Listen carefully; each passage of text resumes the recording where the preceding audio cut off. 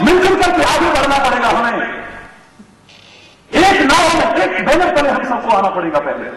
अगर विश्व universal peace की बातें करते हुए एक बैनर तले अगर एक दूसरे पर टीका टिप्पणियां ही करते रहे, एक दूसरे पर कीचड़ ही उछालने की कोशिश करते रहे, एक दूसरे की कमियों का ही उल्लेख करते रहे, हम विश्व शांति के पथ को प्रशस्त करने का एक कदम भी आगे नहीं बढ़ा पाएंगे। मैं खुले शब्दों में कह रहा हूं आपसे। मिलो पहले, लेकिन मिलना कैसे चाहिए यह भी आपको आना चाहिए। सारी दुनिया में लोग भाषण जरूर देते हैं, सब मिलो, मिलकर के एक हो जाओ, लेकिन हरि चैतन्य तुमसे खुला आह्वान कर रहा है, मिलो, मिलकर के एक हो जाओ, लेकिन जोड़ लेना। गंधक और पोटास की तरह नहीं। गंधक भी बुरा नहीं है, पोटास भी बुरा नहीं। जब दोनों इकट्ठे होते तो विस्फोट कर देते। जहां की स्थिति विस्फोटक हो, ऐसा मिलकर के बैठने से भी कोई फायदा नहीं है, याद रखना। जहां पर मिलकर के गंधक और पोटास की तरह मत मिलना, मिलोगे तो विस्फोटक स्थिति हो सकती है। मिलो, मिलकर के एक हो जाओ, लेकिन घी और शहद की तरह नहीं। ना घी बुरा था, ना शहद बुरा था, लेकिन समान मात्रा में मिला दिया जाए, एक नया जहर पैदा हो जाता है। अगर शुद्ध हो तो भगवान करे शुद्ध नहीं मिल जाता, हरि बोलना। एक नया दृश्य तैयार हो जाता है। जिस तुम्हारे मिलने पर वातावरण विषाक्त हो जाए, कटुता परिपूर्ण हो जाए, ऐसे मिलने का भी कोई फायदा नहीं। इससे तो न मिलो ज्यादा अच्छा है। मिलो, मिलकर के एक हो जाओ, लेकिन हिरण और शेर की तरह नहीं, बकरी और शेर की तरह नहीं। ये दोनों मिलते हैं, दूसरा बाकी नहीं रहता, एक हो जाते हैं एक, लेकिन हिंसा हो जाती है।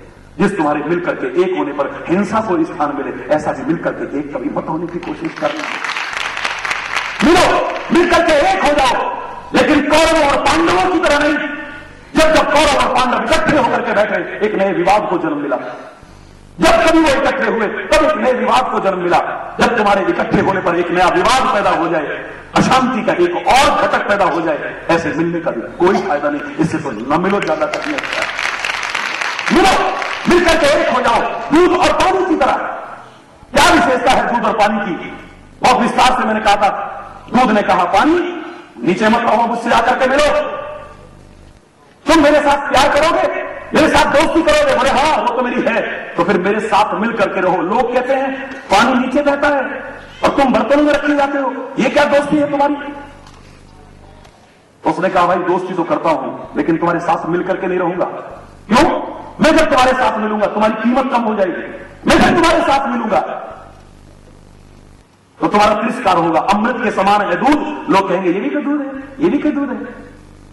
तुम्हारा अपमान होगा, तुम्हारा तिरस्कार होगा, तुम्हारी कीमत कम हो जाएगी। मुझे नहीं मिलना तुमसे, प्यार तुमसे करता हूं, मित्रता तुमसे करता हूं। उसने कहा, मुझे अपनी कीमत कम होने की परवाह नहीं है, मुझे अपने तिरस्कार की भी परवाह नहीं है। प्यार इतना तो समर्पण जानता है, तुम्हें मेरे साथ मिलकर रहना पड़ेगा।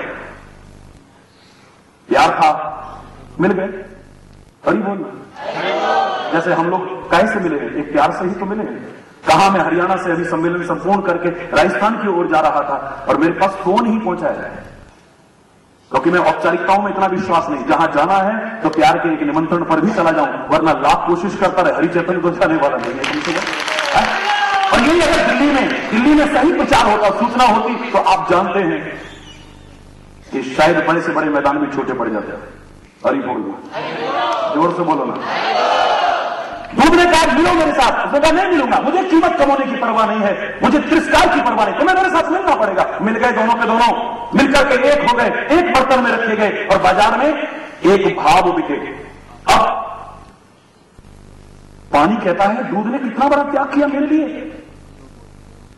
मेरी साथ रखने के लिए इसने कीमत की परवाह नहीं की, अपने तिरस्कार की परवाह नहीं की और मेरे को अपने साथ मिलाया इसने। तो क्या मेरा कोई फर्ज नहीं बनता है?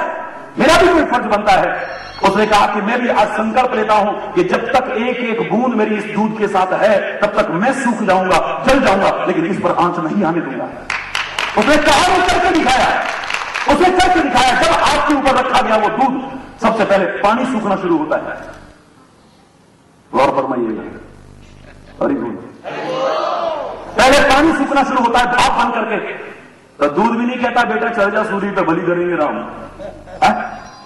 आपस का प्यार देखना कैसा होना चाहिए, आपस का मिलना देखो कैसा होना चाहिए। जरा सा दूध जब आग के ऊपर रखा गया, भाप बन करके उड़ना शुरू हुआ, पानी दूध नहीं सूखा, पहले पानी सूखता है। खाली कहता नहीं है, सूख करके दिखाता है। दूध कब सूखने लगता है? जब पानी सारा सूख जाता है, तब हम उसका नाम दूध नहीं कहते, उसको खोया कहते हैं। यानी उसने अपने प्रेमी को, अपने मित्र को खोया है, और उसे खोया कहते हो, तुम दूध नहीं कहते हो। कितना प्यार है आपस में, देखो।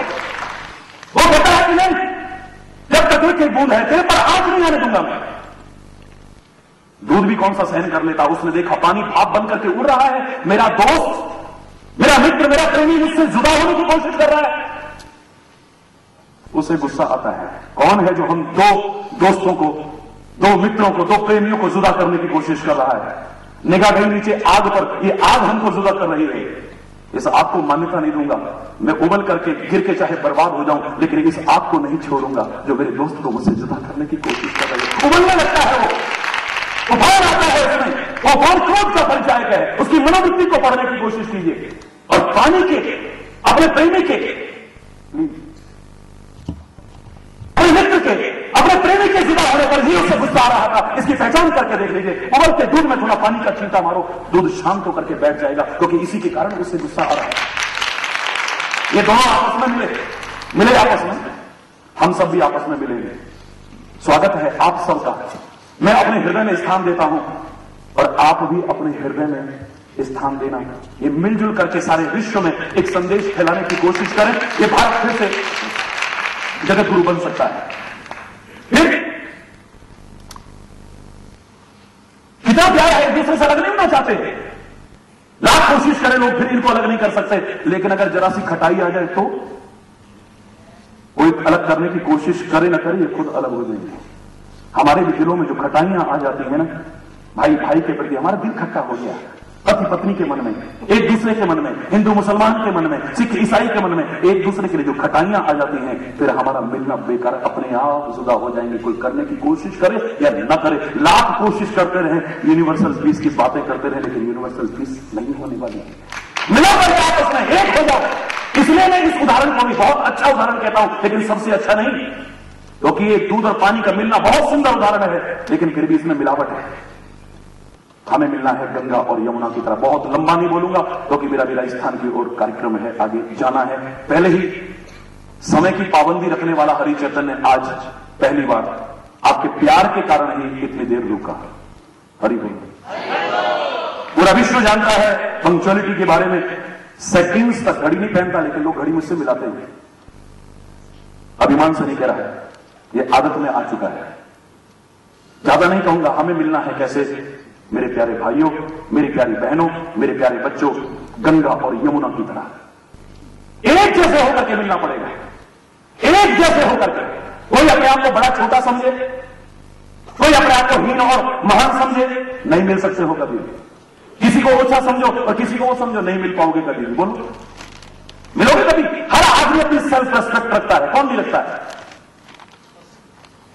हर आदमी अपना स्वाभिमान रखता है, अभिमान नहीं, स्वाभिमान, सेल्फ रेस्पेक्ट तो रखनी भी चाहिए हर एक को। कैसे मिलोगे?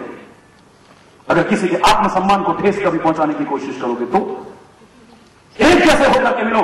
गंगा और यमुना का मिलाप में क्यों कह रहा हूं आपसे कि गंगा भी पवित्र है और यमुना भी, आप बोलिए सारे, गंगा भी पवित्र है और यमुना भी, गंगा भी तीर्थ है और यमुना भी, गंगा भी लगातार अपने लक्ष्य की ओर आगे बढ़ रही है और यमुना भी लगातार अपने लक्ष्य की ओर आगे। कोई निकम्मा निठल्ला दोनों में से नहीं है, दोनों लगातार प्रयास कर रहे हैं। वो भी अपने लक्ष्य की ओर, वो अपने लक्ष्य की ओर आगे बढ़ रहे हैं। चरय रहती के सिद्धांत का प्रतिपालन कर रहे हैं। चलते रहो तब तक जब तक तुम्हें तुम्हारा लक्ष्य, तुम्हारी मंजिल न मिल जाए। ऐसी दो पवित्र आत्माएं जब कहीं मिलती हैं, इलाहाबाद को कौन जानता था? उस इलाहाबाद को कौन जानता था? और ना कोई जान पाता। क्या महिमा थी इलाहाबाद की? जैसे और राज्य है और शहर है और कस्बे हैं और नगर है, ऐसे इलाहाबाद था। कौन जानता था उसे? इलाहाबाद की जो महिमा बड़ी है, उसे हम तीर्थराज कहते हैं। क्यों कहते हैं? क्योंकि यहां पर दो पवित्र आत्माओं का संगम हुआ है। ऐसा स्थल भी तीर्थराज बनकर के उभरता है, महान स्थान होकर के उभरता है। आज ये धन्य है, पता नहीं कैसे कैसे कार्यक्रम इस स्टेडियम में हुए होंगे। आज यहां संत आए हैं, महापुरुष आए हैं, विद्वान आए हैं, मनीषी आए हैं, मिल बैठ करके एक बार फिर जो समाज के लिए थोड़ा चिंतन रखते हैं, जिन्हें अच्छा नहीं लगता है हर ओर अशांति का वातावरण, विद्वेष का वातावरण, घृणा का वातावरण, क्या प्रयास करें? परमात्मा से प्रार्थना करते हुए कोशिश करो, God helps those who help themselves. हिम्मत मर्दा, मददे खुदा।